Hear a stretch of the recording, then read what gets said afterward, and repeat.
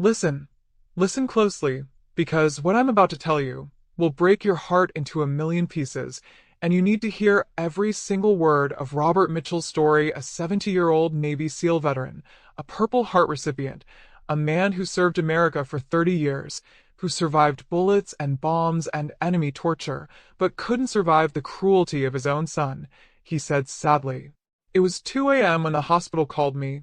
Robert was in ICU critical condition, and when I rushed there, when I saw him lying on that bed with tubes everywhere and machines beeping and his body so thin I could see every bone, I didn't recognize the hero. I once knew this was a skeleton, barely alive, barely breathing, and you know what destroyed me? The dry tears on his hollow cheeks. Even unconscious, he was crying. She cried sadly. And I need to take you back 2 years to show you how a strong, dignified man was systematically destroyed by the people he loved most.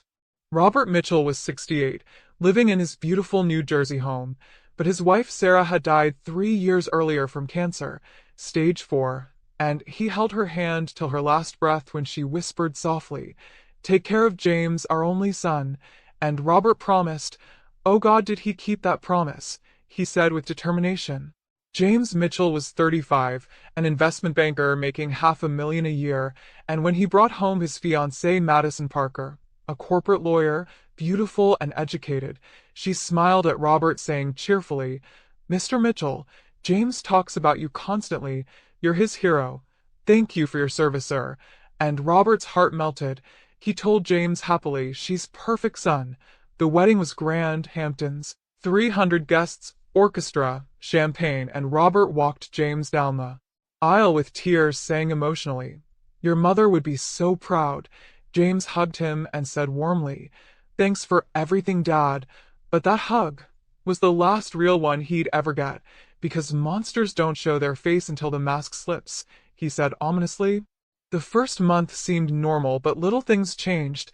Madison stopped calling him Dad, just cold, distant you. Then came Thanksgiving when Robert started preparing turkey, Sarah's recipe, family tradition, and Madison walked in, and her voice cut like ice. She said coldly, "This is MY Kitchen. I don't need your outdated recipes. This isn't your house anymore. It's OURS, mine and James's." Robert dropped the turkey, pieces everywhere, and James, who heard everything, just looked away and said dismissively, "Dad, Madison's right. You should have asked first." Robert bent down, 68 years old with aching knees, picking up broken pieces alone while they walked away. That night he held Sarah's photo crying. He cried sadly. She called it ours, not including me, just them. But he made excuses. He whispered hopefully, "They're newlyweds, they need space." And the next morning, Madison had a new rule. She commanded harshly, "Robert, you handle dishes, trash, laundry. You live here free, so contribute." And James, reading his phone, said casually, "Yet, Dad, we all pitch in." The man who served America for 30 years, the Purple Heart recipient, was now the housekeeper, and his son saw nothing wrong. "Wait, it gets worse, so much worse," he said gravely. 3 months in, and Robert's life was unrecognizable. Wake up 6 a.m., make their coffee, not his, clean, scrub. His warrior hands that held guns now held mops. The neighbors noticed. Mrs. Chin saw him taking trash out for the 3rd time that day, asking worriedly, "Robert, are you okay?" And he smiled that proud veteran smile, saying, "Everything's wonderful." But it was lies, pure lies. He lied painfully. Then came the money situation. Robert's Navy pension, $3,500 monthly plus VA. Benefits, his money, his service, his sacrifice. But one evening James approached saying seriously, "Dad, we need to talk about your finances. Madison and I think it's better if I manage your accounts." Robert's heart sank. He said nervously, "Manage? Son, I've been managing my own." But James interrupted firmly, "You're getting older. What if you forget bills? Just give me access, I'll handle everything." And Robert looked into his son's eyes, searching for the boy who used to say, "Dad, you're the smartest person in the world." But that boy was gone, so Robert whispered sadly, "Okay," and handed over his bank details, his passwords, his independence. That night Madison celebrated with wine, saying victoriously, "Finally, now we control everything." And Robert heard through the walls. He opened his journal, writing. He wrote sadly, "Day 1. I gave James my bank access. Sarah, I feel like I just signed away my dignity. But he had no idea this was just the beginning, he said ominously. 2 weeks later, Robert needed new shoes. His old ones had holes. He went to James asking hesitantly, "Son, can I get money for shoes?" And James, annoyed, said, "Dad, how much?"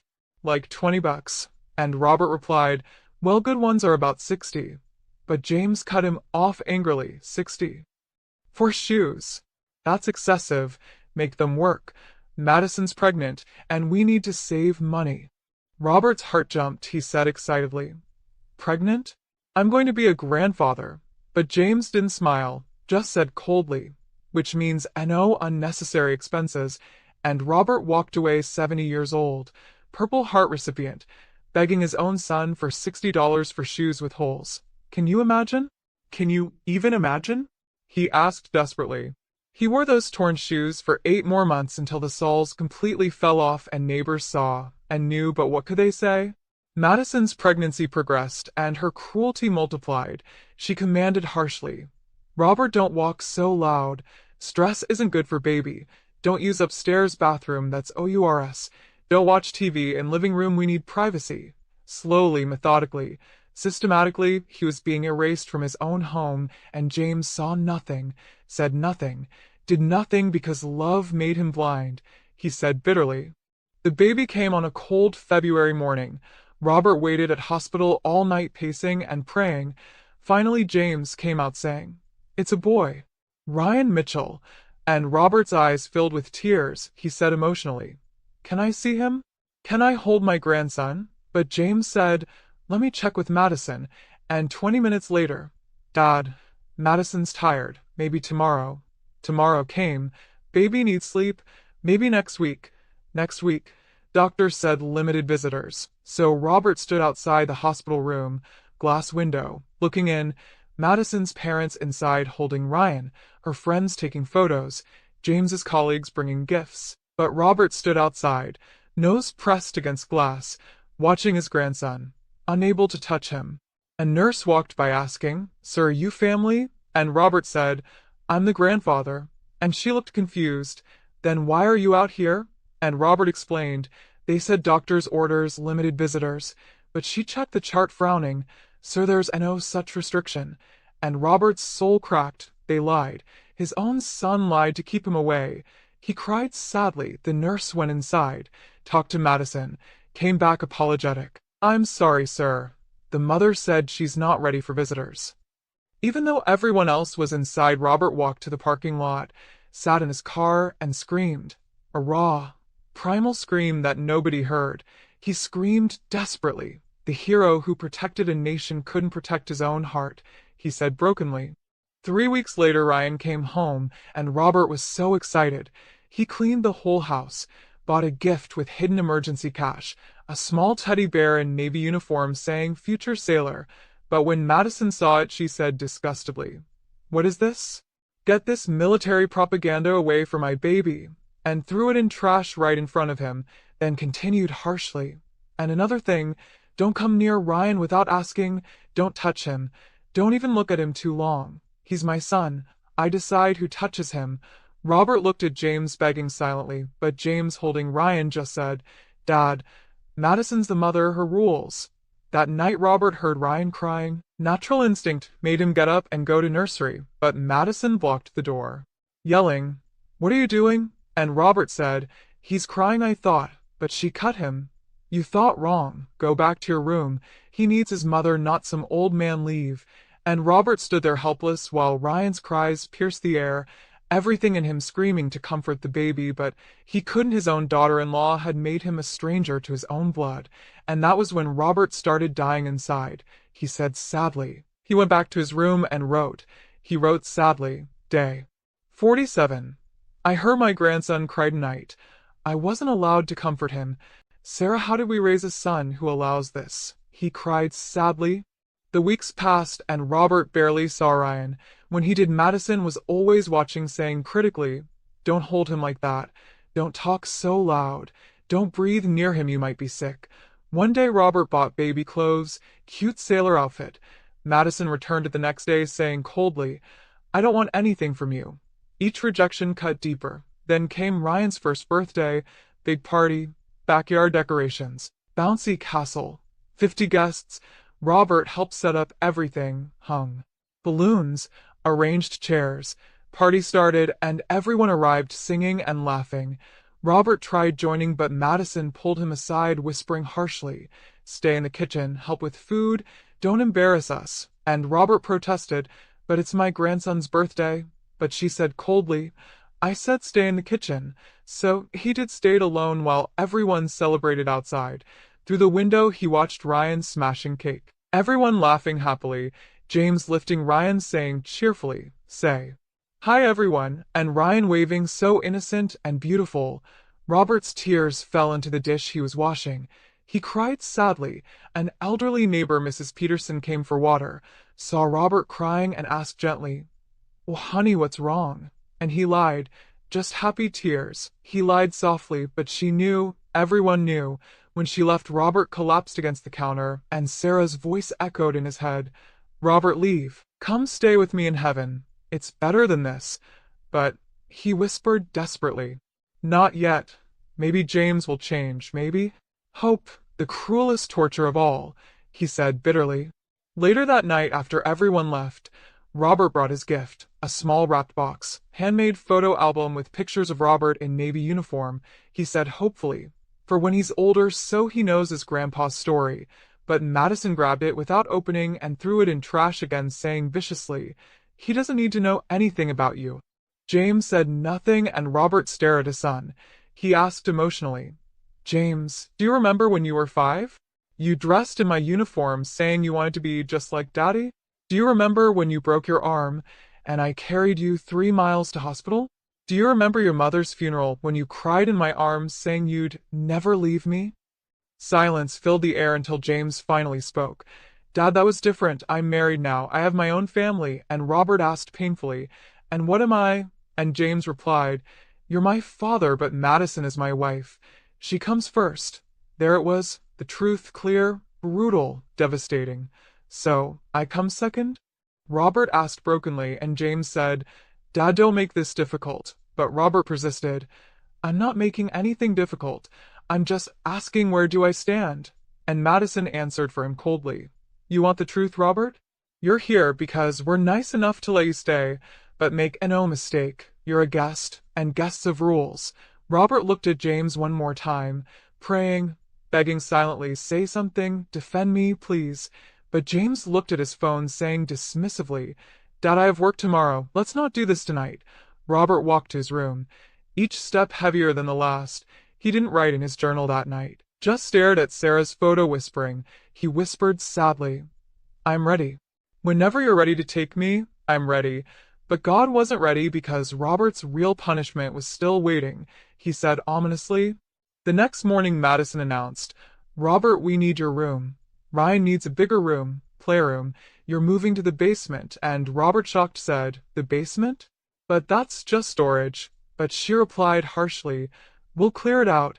You'll have a bed. What else do you need?" And Robert looked at James, who nodded, saying, "It makes sense, Dad. Ryan needs space."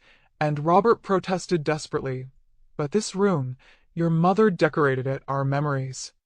But James said coldly, "Dad, Mom's gone. Let her go. Let her go." Those 3 words destroyed what little was left of Robert's spirit. Sarah's favorite curtains gone. Sarah's paintings gone.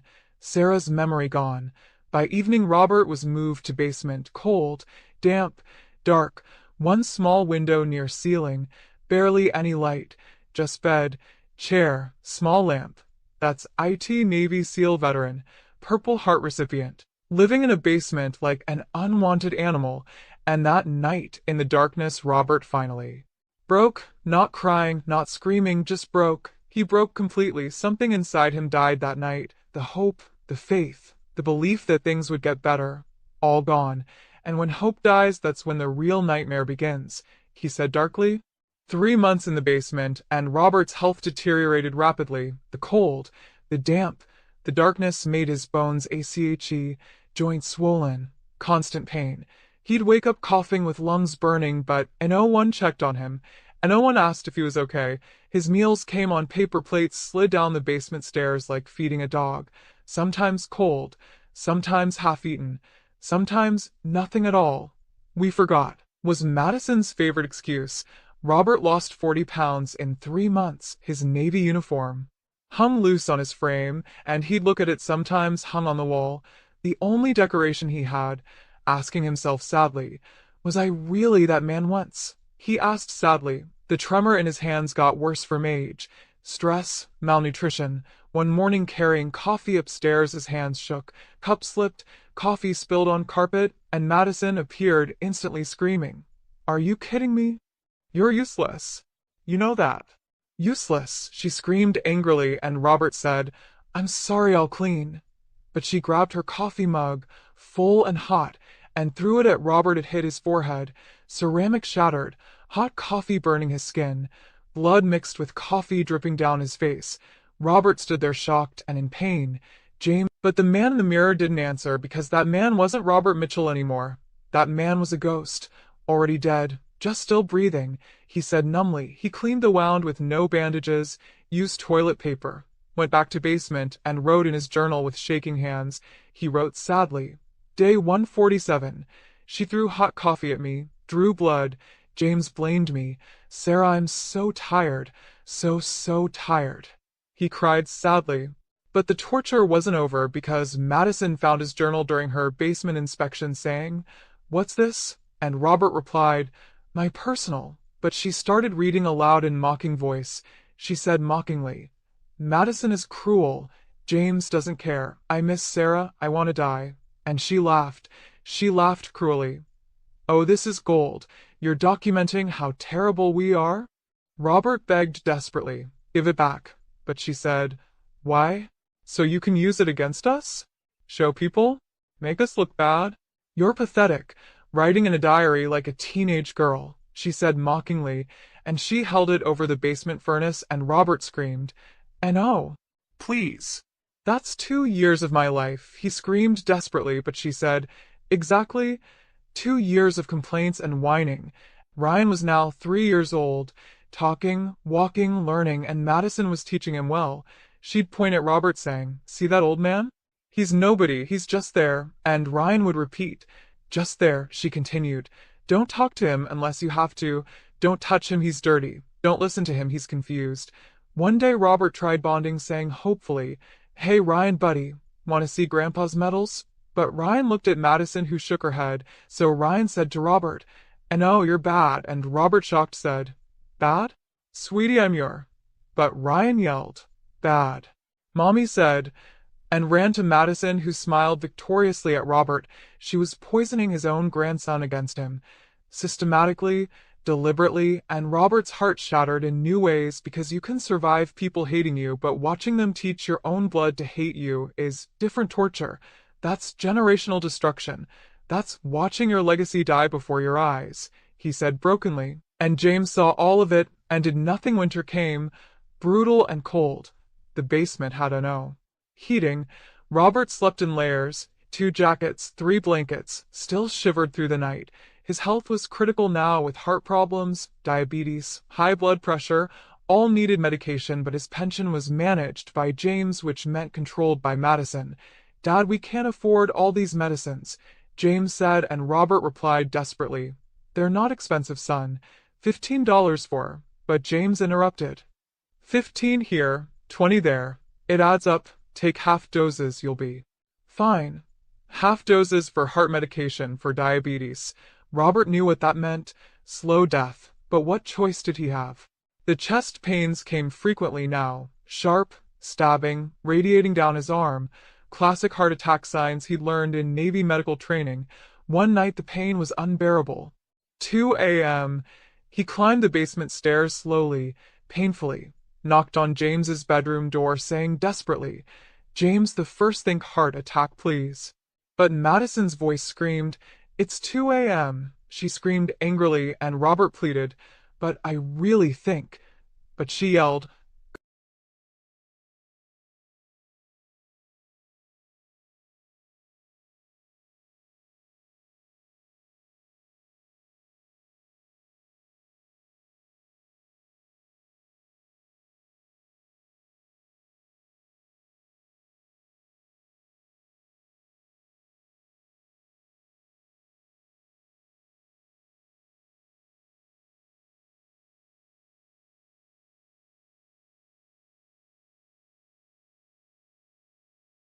Go back to sleep.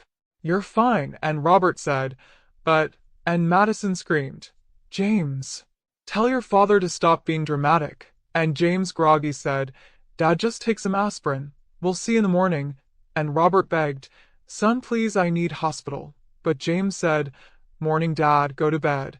And the door locked. Robert stood there clutching his chest, pain radiating, breathing shallow, alone in the hallway at 2 a.m. having a heart attack, and his son who he raised and protected and loved, told him to go to bed. He said numbly. Robert stumbled back toward basement, made it halfway down the stairs, then collapsed, fell the rest of the way, hit every step, landed on concrete floor unconscious, dying. He lay there all night in the cold, in the dark, in the pain. Nobody came, nobody checked, nobody cared. At 7 a.m. Maria, the housekeeper, arrived. She went to basement to get laundry, saw Robert, and screamed, Dios mío. Senor Robert, she screamed frantically, ran upstairs. Call ambulance now. He's dying, but Madison, eating breakfast, said casually. He's fine, he's dramatic, but Maria yelled, and oh, he's unconscious. Blood. I call. And Maria called 911 herself. Paramedics arrived, took Robert's vitals, asking seriously, Ma'am, this man had a heart attack hours ago. Why didn't you call? And Madison lied. We didn't know. He was fine last night. But lies, all lies. They took Robert to hospital. Dr. Stevens examined Robert, ran tests, then called James into a private room. His face wasn't friendly anymore. He said sternly, Mr. Mitchell, I need to ask something, and I need the truth. When did your father's heart attack start? And James said, This morning we found him. But Dr. Stevens interrupted angrily. His enzyme levels show the attack started approximately 8 hours ago. That would be around 2 a.m., Mr. Mitchell. Did your father ask for help at 2 a.m.? Silence. Then yes or a no? And James whispered, Yes. And Dr. Stevens asked, And you did what? And James said, I told him we'd check in morning. But Dr. Stevens's professional composure cracked. He said furiously, You told a 70-year-old man having a heart attack to wait until morning. Do you understand? He almost died. Do you understand? 15 more minutes, and he'd be dead? James had no words, and Dr. Stevens continued with ice in his voice. Your father also shows signs of severe malnutrition, untreated diabetes, missed medications, old injuries never treated, and James tried. He takes his medicines, but Dr. Stevens said, Blood tests don't lie. He's barely getting any medication. Half doses? Quarter doses? Or do you just forget? And James crumbled. I didn't. I thought. But Dr. Stevens said, You thought what? That elderly neglect is acceptable? Mr. Mitchell, I'm legally obligated to report elder abuse, and that's what this is. And James begged, Please don't. But Dr. Stevens said, Please don't what? Let your father die quietly? Sorry, I took an OATH. The walls were closing in, and for the first time James felt fear. He said fearfully, Dr. Stevens filed a report with Adult Protective Services, standard protocol. Within 24 hours, a social worker, Mrs. Linda Torres, arrived at hospital. She interviewed Robert privately. Robert, weak and hooked to machine, said, Everything's fine. He said weakly, but Linda said, Mr. Mitchell, the doctor has concerns, and Robert insisted, He's wrong. My son takes good care of me. But Linda countered, Sir, you're severely malnourished. You've missed medications for months. You have marks on your body, old bruises, burns, and Robert explained, I'm clumsy. But Linda pulled out her tablet. She said seriously, Mr. Mitchell, I've read Dr. Stevens's report. I've seen cases like this before. And Robert said, It's not abuse. And Linda asked, Then what is it? And Robert's eyes filled with tears. He said emotionally, It's complicated. And Linda said, Then UNCOMPLICT it for me. Robert wanted to talk. God, he wanted to scream the truth, but something stopped him. Pride? Shame? Love for his son? Or maybe he still hoped James would change, so he repeated sadly, I'm fine. And Linda sighed, Okay, I can't force you, but I'll be monitoring. And Mr. Mitchell? Pride kills more people than bullets, remember that. She left, and Robert closed his eyes, whispering. He whispered sadly, Sarah, I couldn't tell her. If I told her James would get in trouble, my son, my boy. He cried sadly. Even dying, he was protecting the people who were killing him, he said bitterly.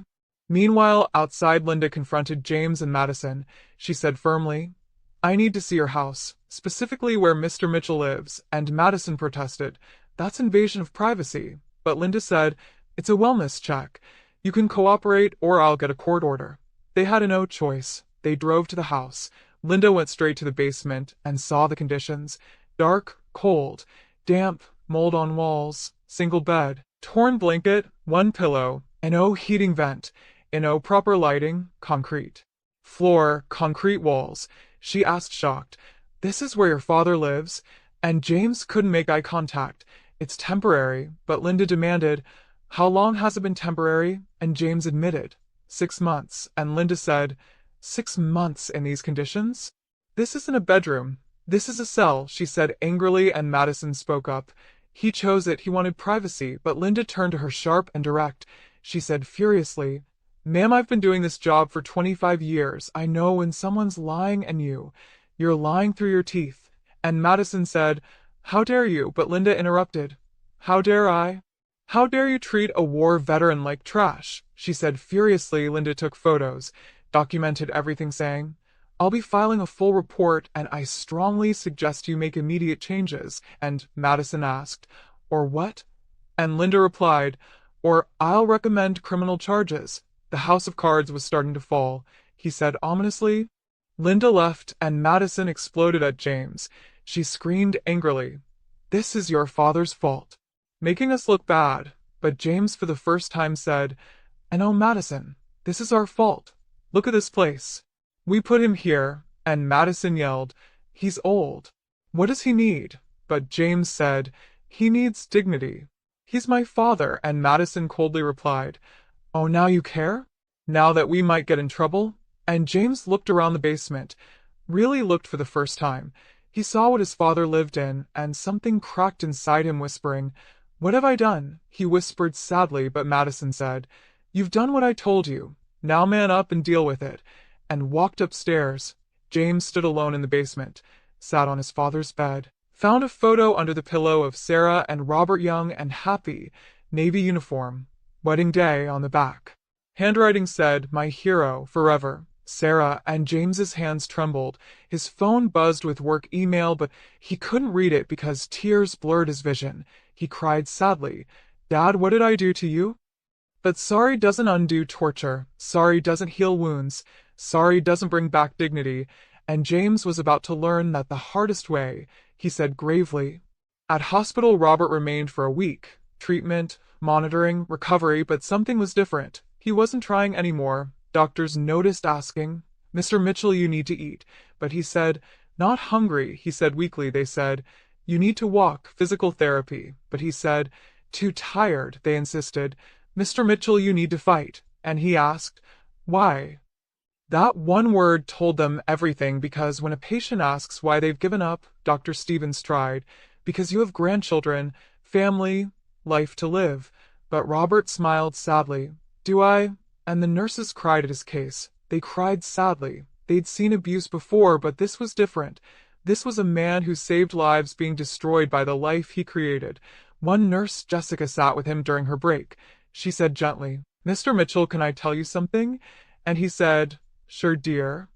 And she said, my dad was Army, came back from Iraq. PTSD, alcohol. He pushed everyone away. He died alone in a motel because he thought he was burdened. Tears down her face. She cried sadly. But he wasn't. We loved him. We just didn't know how to show it. I'm telling you this because maybe your son doesn't know how. Maybe he's stupid. But that doesn't mean he doesn't care. And Robert patted her hand. He said softly, thank you, sweet girl. But I know the difference between stupid and cruel. And James is both, he said bitterly.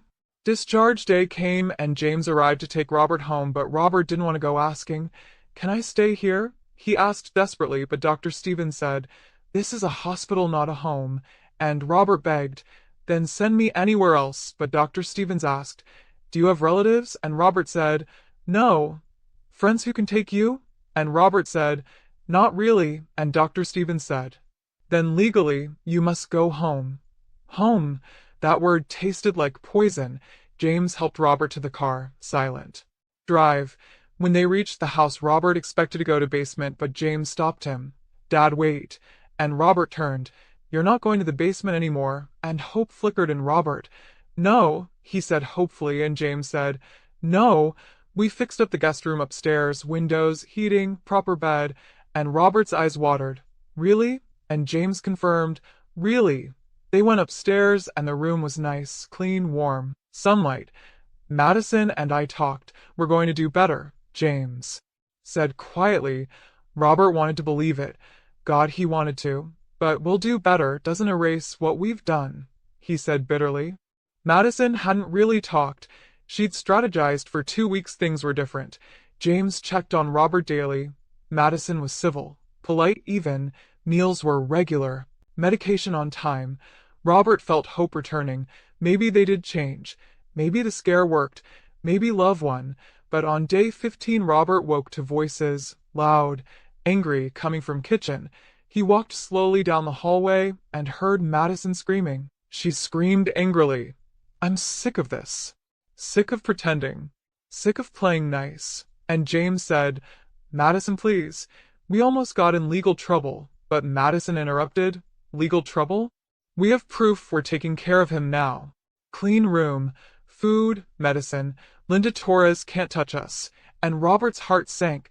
It was all in ACT, all performance, James said. But Madison, he's my father. And she yelled, he's a burden. An old, useless, pathetic burden. And I want him out, she screamed angrily. Robert stood frozen, invisible in the hallway, and James said, where would he even go? And Madison replied viciously, I don't care. Nursing home, street, hell for all I care. Just out of my house. And James weakly said, he is nowhere. But Madison screamed, then make somewhere. You're his son. Figure it out. I gave you 2 weeks of playing. And Robert just smiled. Fine son, just tired. He lied softly. Ryan came to visit once. Madison sent him with supervision. Ryan stood in doorway, try continue. Hi, awkward, forced, and Robert said hopefully, hi buddy, wanna come sit? But Ryan said, no. Mommy said just say hi, and left. That was the last time Robert saw his grandson, he said sadly. 1 month after returning from hospital, Robert's condition deteriorated rapidly, not from heart problems now, but from giving up. Dr. Stevens called for a checkup appointment, but Robert refused to go. James found him one morning barely conscious. Dad. Dad, wake up, he shouted frantically, rushed him to emergency. Dr. Stevens examined him, took James aside, his face grave. He said gravely, your father is dying. And James said, but we've been taking care. But Dr. Stevens interrupted, your father is dying because he's chosen to die. His body is shutting down not from illness, but from lack of will. He's given up Mr. Mitchell, and I think you know why. James went to Robert's bedside. Robert barely awake. Dad, please fight, please, he begged desperately, and Robert opened his eyes, looked at his son, whispered, why? And James, crying, said, he cried desperately, because I love you, because I'm sorry, because I need you. But Robert smiled sadly. You needed your wife more. You made your choice. And Robert's voice barely audible. I'm going to your mother now. She's been waiting. She's been calling, and I'm so tired of fighting, so tired of hurting. Let me go, son. Let me finally rest. And James, holding his father's hand, he cried desperately, I'm so sorry, Dad. I'm so sorry. And Robert whispered, I know you are. But sorry doesn't heal what's broken. Goodbye, James. Take care of yourself. And Robert closed his eyes, and the machine started beeping. Alarm sounds, nurses running. Dr. Stevens rushing in with defibrillator. Clear. Shock to Robert's chest, nothing. Clear, another shock, nothing. James screaming. He screamed desperately. Dad. Dad, no. Come back. But Robert's heart was done. Time of death 3:47 p.m. Dr. Stevens announced, and James collapsed over his father's body. He cried desperately. No, please God, no. Dad, please, I'm sorry, I'm so sorry. But Robert was gone. The hero who survived war couldn't survive his son's betrayal. The man who protected America couldn't protect himself from his own family, he said sadly. The funeral was small. Just a handful of people. Robert's Navy buddies came. Old SEALs in uniform. They did the flag-folding ceremony, 21-gun salute, and they looked at James with disgust because word had spread. They knew what happened. Admiral Harrison, who Robert served under, came. He approached James after, handed him an envelope. He said solemnly, "Your father gave this to me last month, said to give it to you after he passed." James opened it with shaking hands. Inside was a letter. In Robert's handwriting: "Dear James, if you're reading this, I'm gone, and you need to know some things. First, I forgive you. I forgive you for choosing your wife over me. I forgive you for the basement. I forgive you for the neglect. I forgive you for the night you left me having a heart attack. I forgive it all because you're my son, and that's what love does, it forgives. But forgiving doesn't mean forgetting. And I need you to remember everything. Remember my face when Madison threw coffee at me. Remember my tears when you took away my grandson. Remember my pain when you locked me in the basement. Remember all of it, James. Remember so you can become better, because one day Ryan will grow up. One day he'll have kids. And if you don't change, if you..." Robert Mitchell, Navy SEAL, Purple Heart recipient, veteran, and most importantly, your dad. James read it once, twice, 3 times, tears streaming down his face. He cried sadly. He looked at the casket, American flag draped over it, his father inside, cold, still, gone forever, and the reality hit him like a freight train. He'd never hear "I love you, son" again. Never feel his father's hug. Never see his proud smile. Never get another chance to make things right, and Madison wasn't even at the funeral. She'd filed for divorce the day Robert died, took Ryan, took the house, took everything, and James realized too late that he'd chosen wrong. He'd picked the monster over the hero, picked cruelty over kindness, picked temporary pleasure over permanent love, and now he had nothing, no wife, no son, no father, no home, just guilt and regret and memories of torture he could never undo, he said bitterly. 6 months later, James sat in a small apartment, alone, broke, his career destroyed because word spread in his company about the elder abuse. Clients left, partners forced him out. He had nothing now except the letter he read every night and the journal. Yes, the journal, because Robert had made copies, secret copies he'd given to Admiral Harrison with instructions. "If anything happens to me, make sure the world knows." And Admiral Harrison did. He published excerpts online. News picked it up. "Navy SEAL hero abused by own son" was the headline everywhere. Robert's journal entries viral on social media. Every newspaper ran the story. Every news channel covered it. People read Robert's words. Day 147. "She threw hot coffee at me. James blamed me. I'm so tired." And day 298. "I wasn't allowed to hold my grandson today or yesterday or ever. I'm a stranger in my own family." And day 456. "Ate one meal today, stale bread and water, but I'm grateful for anything." And day 512. "Had chest pains all night, knocked on James's door at 2 a.m. He told me to go to sleep. I think I'm dying and my son doesn't care." Each entry more heartbreaking than the last. Millions of people read them. Millions cried. They cried sadly, and millions cursed James Mitchell's name. He couldn't go outside without being recognized. People would spit at him, yell "murderer," and "you killed your own father." Stores refused to serve him. Restaurants asked him to leave. His own neighbors avoided him. One day, he saw Ryan at a park. Madison had brought him. James tried approaching. "Ryan, buddy, it's Dad." But Ryan looked scared and Madison pulled him away, yelling. She yelled angrily, "Stay away from us. You're a monster," and got a restraining order. James wasn't allowed within 500 feet of his own son, and every night James would sit alone reading his father's letter and journal, torturing himself with memories, remembering every moment he failed, every time he chose wrong, every instance he could have stood up but didn't. He'd look at photos of his father, young and strong in Navy uniform, then old and broken in the basement, and the contrast killed him slowly. He cried sadly. One night James wrote his own letter, addressed to no one, maybe to God, maybe to his father's spirit, maybe to himself. He wrote sadly, "I don't know if you can hear me, Dad, wherever you are, but I need you to know something. You said in your letter that you forgive me, but I can't forgive myself. I can't sleep without seeing your face covered in blood from Madison's mug. I can't eat without remembering the stale bread I gave you. I can't breathe without feeling the guilt of that night at 2 a.m. when you needed me and I sent you away. I killed you, Dad, not with a gun or a knife, but with neglect and cruelty and cowardice. I killed the man who gave me life, who sacrificed everything for me, who loved me unconditionally even when I gave him nothing but pain. And now I have to live with that, and living with that is worse than dying, because dying would be mercy, and I don't deserve mercy.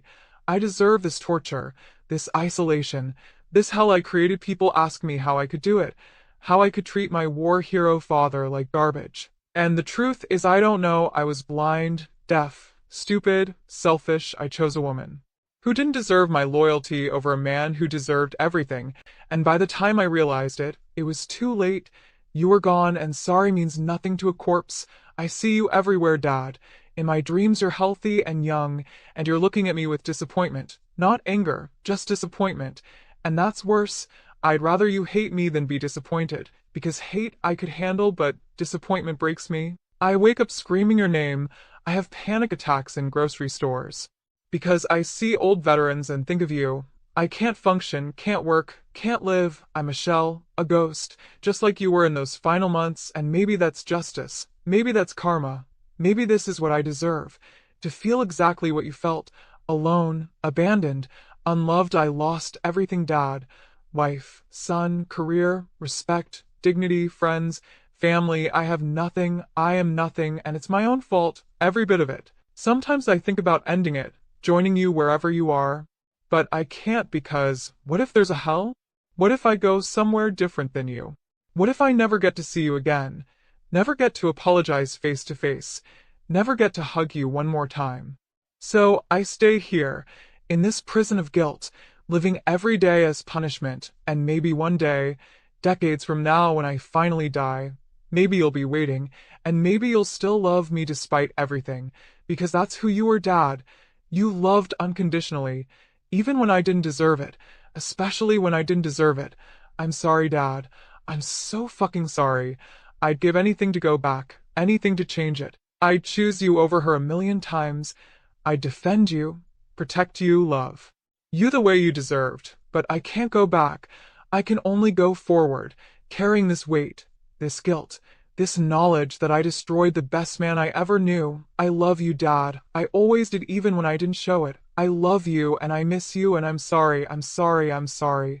James wrote this in more pages and pages, and when he finished he was crying so hard he couldn't see. He cried desperately.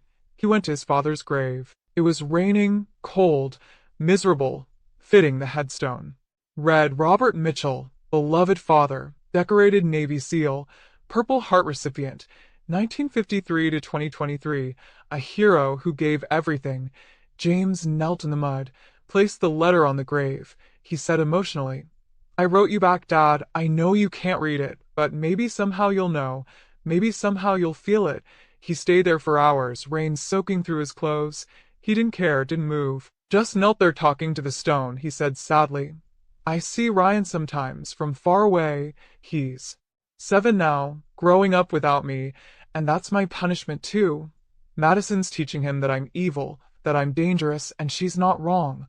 I was dangerous. I destroyed you. Why wouldn't I destroy him?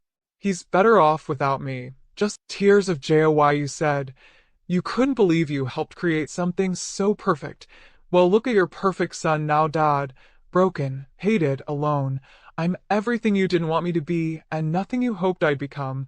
I failed you in every possible way, and I'll carry that failure to my own grave. He cried sadly. 3 years passed. James existed but didn't live. He worked minimum wage jobs when he could find them. Most employers Googled his name and refused to hire him. He lived in a tiny studio apartment, barely scraping by. All his money gone to lawyers and divorce settlements. He'd aged 20 years and 3, hair gray, face lined, eyes hollow. He looked like his father did in those final days, and he knew it. Karma was poetic that way, he said bitterly. One day he got a call from an unknown number. He almost didn't answer, but something made him. Hello, and a young voice said, Is this James Mitchell? And James replied, "Yes, who's this?" And the voice said, "This is Tyler. I'm a journalism student at Columbia. I'm doing a documentary on elder abuse in your father's case. I'd like to interview you." James almost hung up, but Tyler continued, "I'm not trying to attack you, sir. I genuinely want to understand. I want to hear your side, because there's always more to every story." And James thought about it, thought about staying silent, thought about refusing, but then he thought maybe, just maybe, if he told his truth, if he exposed his own evil, if he warned others, maybe one person would change. One son would choose differently, one father would be saved. So he said, "Okay, I'll do it, but on one condition: you show everything. Don't edit to make me look better. Don't soften the truth. Show the monster I was. Show what I did, because people need to see what happens when you choose wrong." Tyler agreed, and they met at a coffee shop, camera rolling, and James told everything, every horrible detail, every moment of cruelty, every time he chose Madison over Robert, every instance of abuse he witnessed and allowed. He cried through most of it. He cried sadly, his voice breaking, hands shaking. "I want people to understand something," James said, looking directly at the camera. He said emotionally, "I'm not asking for forgiveness. I don't deserve it. I'm not asking for sympathy. I don't deserve that either. I'm just asking that you learn from my mistake. If you have parents, if you have elderly relatives, for the love of God, treat them with dignity, respect them, honor them, love them while you still can, because one day they'll be gone and you'll have nothing but regrets, and regrets will eat you alive. Trust me, I know. I live with them every single day. My father was a hero. He served this country for 30 years. He earned a Purple Heart. He survived war, and I killed him, not with violence, but with neglect, with choosing my wife over him, with being too weak to stand up, with being too selfish to care, and now he's dead, and I'm alive, and that's the cruelest joke of all, because I should be dead, and he should be alive. He deserved to live, to enjoy retirement, to hold his grandson, to be happy, but I took that from him. I took everything from him. And if you're watching this, and you have a parent you're not treating right, if you have an elderly relative you're neglecting, if you have someone who gave you life and you're giving them hell, please, please stop. Change now, before it's too late, before you become me, because being me is a nightmare you can't wake up from. I see my father's face everywhere. I hear his voice. I dream about that night at 2 a.m. when he begged for help. And I turned him away. I wake up screaming. I have PTSD from my own cruelty, and this is my life now. This is my forever. So please don't be me. Be better. Be the son or daughter or family member I should have been. Love your parents unconditionally, because they loved you that way first. And if you don't, if you choose wrong like I did, you'll spend the rest of your life in a prison of your own making. And trust me, that prison is worse than any hell you can imagine."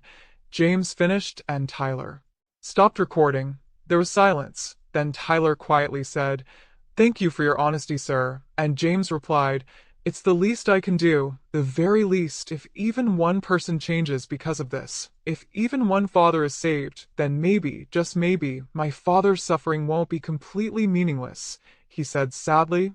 Navy SEAL's tragic death sparks elder care revolution. And from grave, war hero finally wins his last battle. James watched all this from his small apartment, tears streaming down his face. He cried sadly. "You did it, Dad. Even in death you're still saving people. You're still a hero," he said proudly. Admiral Harrison contacted James. They met at Robert's grave. The Admiral said, "Your father would be proud of what you're doing, speaking out, warning others. It takes courage." But James shook his head. "No, sir. Courage is what my father had. What I'm doing is penance. It's the bare minimum. It's too little too late." The Admiral placed a hand on James's shoulder. "Maybe, but it's something, and Robert would appreciate something over nothing." They stood in silence at the grave. Then the Admiral said, "He loved you, you know. Even at the Yendi, even after everything. He wrote me letters those final months, and everyone mentioned you. I hope James finds happiness. I hope James learns. I hope James becomes better. Never I hope James suffers. Never I hope James pays. Just hope for your..." The documentary came out 6 months later, titled The Hero Nobody Saved. Robert Mitchell's story. It went viral immediately. tens of millions of views in the first week. People watched James's confession, listened to his warning, read Robert's journal entries shown on screen, saw photos of the basement, heard recordings of Madison's cruelty that Maria, the housekeeper, had secretly made and given to police. The entire horrific story laid bare for the world to see, and something miraculous happened. People started changing. Sons called their fathers apologizing for neglect. Daughters visited their mothers in nursing homes. Families reunited. Elderly abuse hotlines were flooded with calls from victims finally finding courage to speak up. Legislators passed new elder protection laws called Robert's Law, making it harder to abuse and easier to prosecute. Nursing homes improved standards. Social workers got better training. Robert's death became a catalyst for change. Newspapers ran headlines: "Betterment, that's the kind of man your father was." And James broke down completely. He cried desperately, "I don't deserve that love, sir. I don't deserve any of it." And the Admiral replied, "Of course you don't. None of us deserve the love our parents give us, but they give it anyway. That's what makes it special. That's what makes it sacred, and that's what you destroyed. But it's also what can save you, if you let it. Your father forgave you, James. Now you need to do something much harder. You need to forgive yourself enough to actually live, to honor him by becoming better, because dying slowly in guilt isn't honoring him. It's just another form of giving up." Those words hit James hard, and for the first time in years he thought maybe, just maybe, he could try to actually live, not for himself, but for his father's memory, to make sure Robert's death meant something, to save other fathers by being the example of what not to do and what to become. He said thoughtfully. 10 years passed. James was 50 now. He'd spent that decade working with elder advocacy groups, speaking at schools, visiting nursing homes, helping families navigate caregiving, every spare moment dedicated to honoring his father's memory through action. He never remarried, never even dated. His entire life became his penance and his purpose. Ryan was 17 now, and one day he showed up at James's apartment. James answered the door and froze. "Ryan?"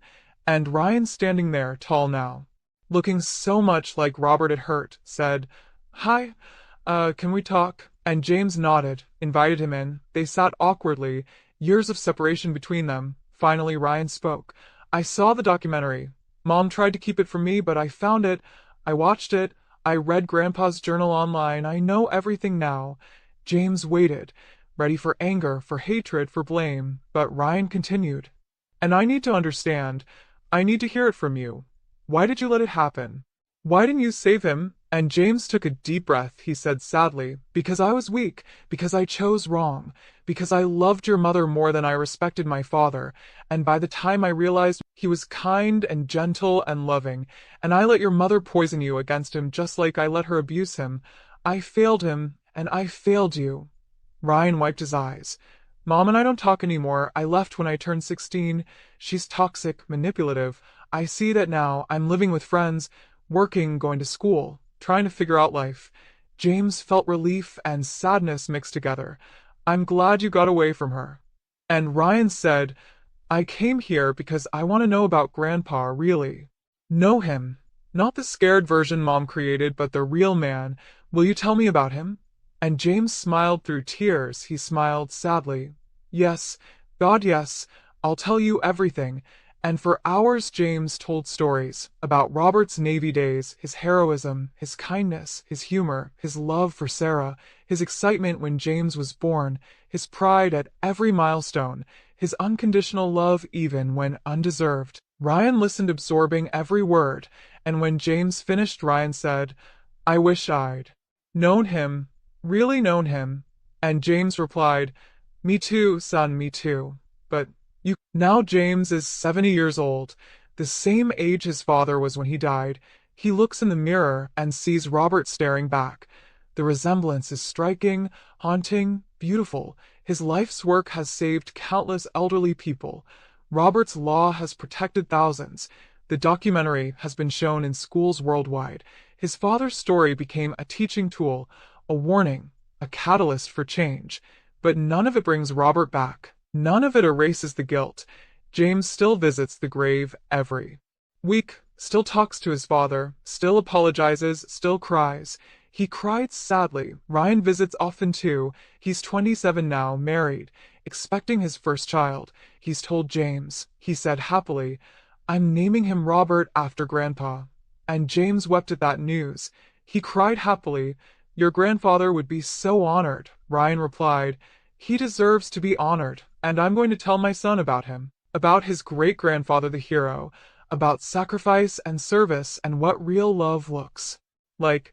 And James felt something he hadn't felt in decades. Peace, small, fragile, but there. And today, right now, as James sits at his father's grave on what would have been Robert's 98th birthday, he holds a letter from Ryan and his wife. It's a photo from their ultrasound, baby Robert Mitchell written on it, and James shows it to the headstone. He said emotionally, "Look, Dad, you're going to be a great-grandfather. Your name continues, your blood continues, your legacy continues, and I promise you, I swear to you, on everything sacred, Ryan will be the father I should have been. He'll honor you in ways I failed to. He'll teach his son about the hero whose name he carries, about sacrifice and service and unconditional love. And maybe that's the real ending to your story, Dad. Not death and abuse and tragedy, but life and redemption and hope. You died broken, but your death broke something in me that needed breaking. Your suffering taught me what I should have learned from your love. And thousands of fathers are alive today because you died. Thousands of families are healed because yours was shattered. That doesn't make it okay. Nothing makes it okay, but it makes it meaningful, and I hope, I pray, that wherever you are, in whatever heaven exists, you can see this, you can see the change, you can see Ryan, you can see the baby coming. And I know sorry isn't enough, will never be enough, but it's all I have. Sorry and action, sorry and change, sorry and hope that somehow, some way, when I finally die and meet you again, you'll look at me without disappointment. Maybe not with pride, I don't deserve pride, but without disappointment, and maybe you'll say, you did okay, son. You messed up catastrophically, but you tried to fix it. You failed me, but you saved others. And maybe that'll be enough.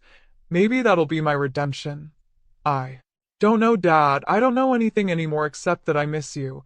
God, I miss you so much. I miss your voice, your laugh, your wisdom, your unconditional love that I threw away like garbage.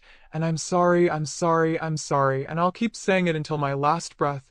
And even then, even when I'm dying, my last words will be, I'm sorry, Dad. I love you, Dad. Forgive me, Dad.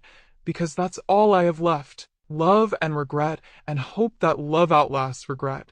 He cried sadly. Narrator's final words, ultra emotional close. And this is Robert Mitchell's story. He said solemnly, a Navy SEAL who survived war but not his own family, a Purple Heart recipient who bled more in his home than in combat, a hero who saved countless lives in service, but couldn't save himself from the son he raised. And this is James Mitchell's story, a son who had everything and threw it away, who chose wrong and paid the price, who killed with kindness withheld rather than violence inflicted. And this is our story, because somewhere, right now, right this very second, there's another Robert dying slowly in a basement. There's another James choosing his spouse over his parent. There's another Madison inflicting cruelty because she can. There's another Ryan being poisoned against a grandparent who loves him. It's happening now. As you listen to this, someone's father is begging for help that won't come. Someone's mother is crying alone. Someone's grandparent is being neglected, abused, forgotten. And you, yes, you listening to this, what are you going to do about it? Are you going to be James, choosing wrong until it's too late?